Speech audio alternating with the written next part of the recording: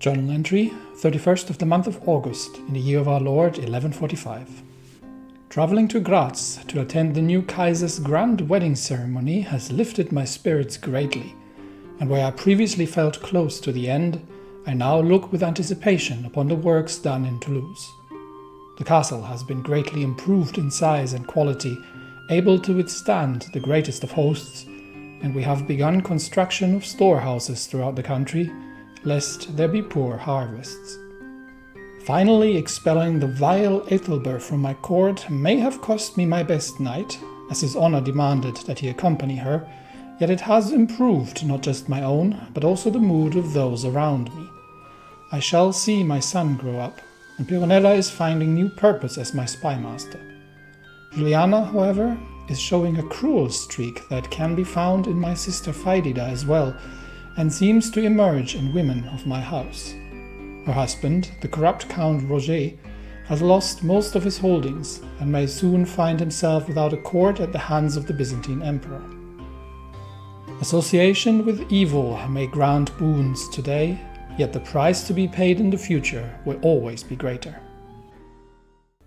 Indeed, they have been removed from their Italian holdings and only at this point have the court in the barony of Avlunas, where House Hauteville is still stationed. At the same time, Jerusalem somewhat shrunk in size, but fighting in the east into the desert under Queen Elodie is still standing as well, and our own Toulouse stands as a shining example that if you do not associate with evil and your ambitions, then you can make life better for everybody. Talking about that, control in Albi has almost been restored, and Béziers is going to be next, because Béziers is not looking great. And obviously the lack of control over the lands, banditry, taxes are difficult to implement. All those things mean that we'll have a new job for my marshal, for my brother Count Ogier, who will pacify these lands once he's finished in Albi. Duchess Eleanor, in the past years, has been studying architecture, and as such is now widely known as an acclaimed architect and builder, and her skill will come in great when it comes to improving the lands that are under my control. Ogier the Stout of Milhaud has returned from the forests of Albi and has reported that any activity that was unlawful has been rooted out, and that no further trace of the demonic evil that had spread from these forests could be found. Hopefully this finally concludes this dark chapter in these lands, and the people can look forward to peace. That does mean, however, that he is going to have yet another task, especially in Béziers, which is going to take him a few years probably. But the county is in desperate need of improvement, and the local Count Guillaume the Mad is, I think, it's Count Juan of Montpellier who is still plotting at me, the snake. Oh well, he doesn't really get anywhere with his ambitions. So yeah, Béziers needs to be sorted out, and this will also improve the income that we can enjoy, that we will use to great effect to improve the life of everyone in Toulouse. With Count Ogier's absence, wolves have been sighted in the barony of Navacelle, and the local gamekeepers appear to have difficulty keeping things under control. So with my last experience of the hunt that I was invited to, actually being somewhat pleasant, I figured as the lord of these lands, I shall bring my own court, and we shall see if we can do something about this. As we await the arrival of the rest of the guests, my servants can get started on the preparations. The gamekeepers check the woodlands each day for signs of quarry, while establishing a camp closer to the hunting grounds. Mayor Archambault assembles the party as the sun rises over the camp in the forests near Navacelle. My men have been gathering sightings of the wolf that is terrorizing the local area. there should be enough of us to find and corner the beast without too much trouble. The pack is a nuisance, scavenging from farms and retreating deep into the woods. Let's see if the rumors were true. My party and I stalk through a copse, eyes peeled for any sign of the wolf. From a canopy above, a soft twittering spills forth, growing louder as we advance. And we have found yet another chick. And I think, given the great work that my brother has been doing in pacifying the lands, it shall be a gift. For him instead. And next up, we come across a group of poachers. Here in the Count's woodslands, they huddle together as I ride up with my guards, making a poor job of hiding the dead stag behind them. We didn't do this.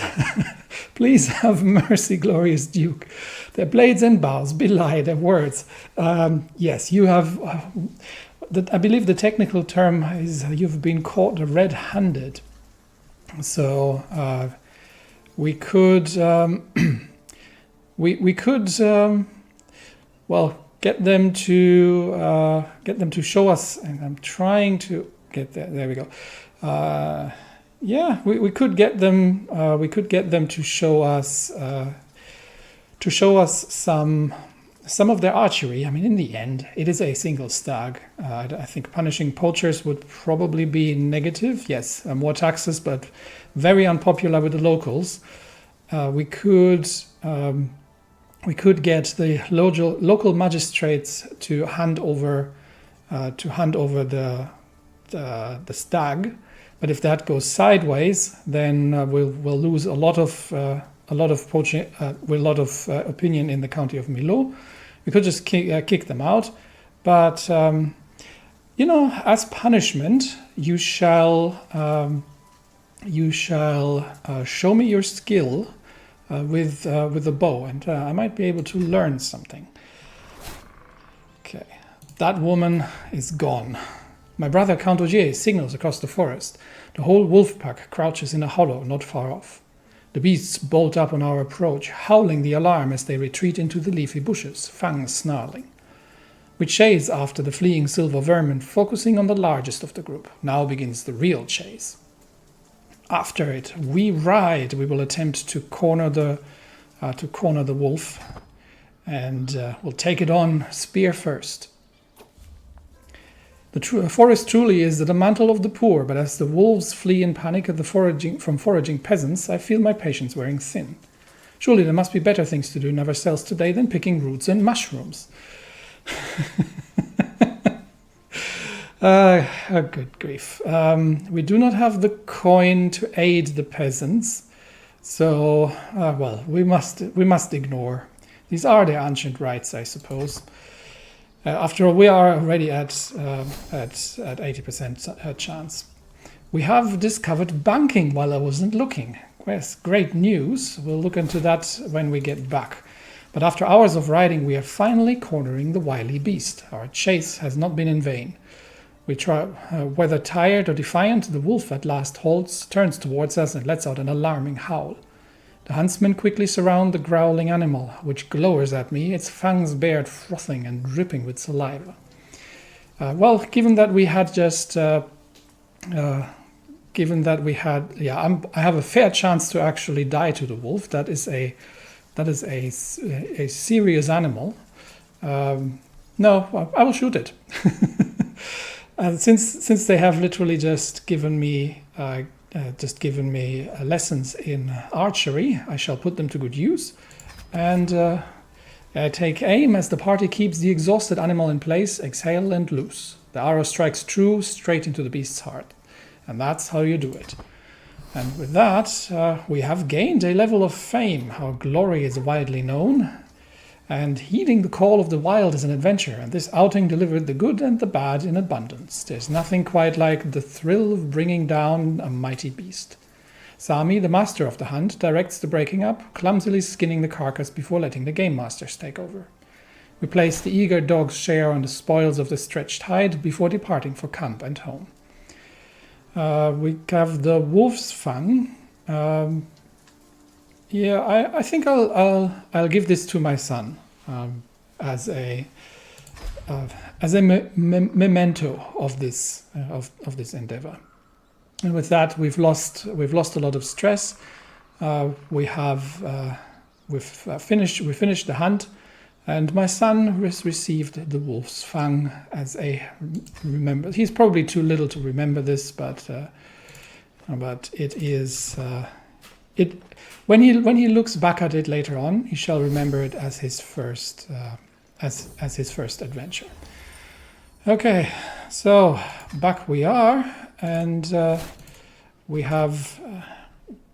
we're a bit short on coin, but we will oversee the next construction soon, and already the increase in taxes from all the investment is showing up. So that was a good outing overall. And we do also, I don't think I have a, yeah, this is confused because of the wolf's fang. I think it's showing still that there's an item missing, but we do need to repair a few things.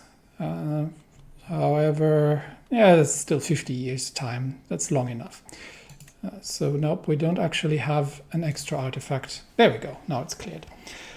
The next fascination for the Toulousian culture is going to be windmills, which is expected to be discovered in about 13 years, but this will give us an extra building slot, and we can build simple windmills or water wheels, both of which produce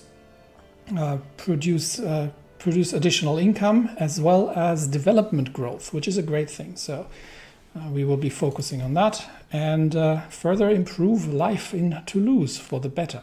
So we're looking at development. We're starting to be a bright spot in a dark map. So Toulouse with 32 can keep up with the famous Andalusian lands at this point. Not yet quite with Rome itself, but we are on our way there, and certainly significantly better than the French, the more provincial capital of France. And we have a new perk available. I think professional workforce is probably the next one. I don't think I have any hooks that I could demand payments for. And either way, it wouldn't be I have a few, but mostly my own family, so it wouldn't really do me that good. Could ask my nephew to pay me off. The Prince of Jerusalem, my Knight Aldéric, but I don't believe in robbing my own children, so, or at least younger members of the family. We're not really using the collect taxes, but so old golden obligations doesn't make sense. Meritocracy would, no, not really. That's levy contribution. I think professional workforce is the best choice here. Let's go with that. Once again, in my old days, just like my father before me, I keep focusing on ways to improve the lands. Little Cecilia, who had been such a worry since she was born, very weak, apparently has improved. Relief washes over me as I see her running around with all the other children. So she lost the sickly trait, and with that is under the care of her mother, Duchess Eleanor, is now growing up a very, very smart little girl. Lloytold, my personal champion, whose wife had died of illness all these 5 years ago, has drunk himself to death. And with that, I do need a new personal champion. Thwadomir has become the acclaimed knight of the Sword of the Plains, and with that, we do need to take a look at our accolades. Yeah, so Sword of the Plains is still at glory rank 3. And that is giving me plus 20% army damage. So that's a good one. And the who's the successor in this? My new knight, Bernard Ezy. He has joined my court recently, and he's going to be the successor of that accolade. Whereas the other one is Flain Still and Muhsin Jamalid, my bodyguard, who had been brought from the Holy Lands, would be his successor. So for now, the glory is still at rank 1 here, because that's a more recent accolade. That said, I am going to be needing a new bodyguard. A new personal champion. So we're going by aptitude. Many that could take this role, and I think Thradomir is already the master of the horse. We could get Flynn, my acclaimed knight, to take this, and I think that's a good position for him to be. Or Adalbert de Villard, he would be a good choice as well, but I think I like him, so I'll appoint him. And he can go and improve his skills since he's at it. Our prestige is getting up there. We have a request to arrange a betrothal for Juliana and Duke Milo of Gascogne.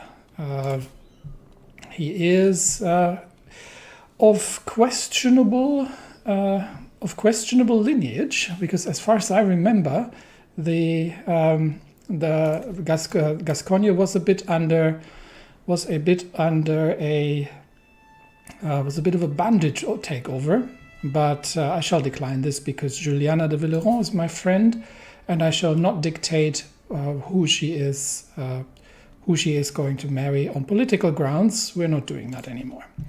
So we're not doing that as much as they would enjoy having us having the mighty Duchy of Toulouse as an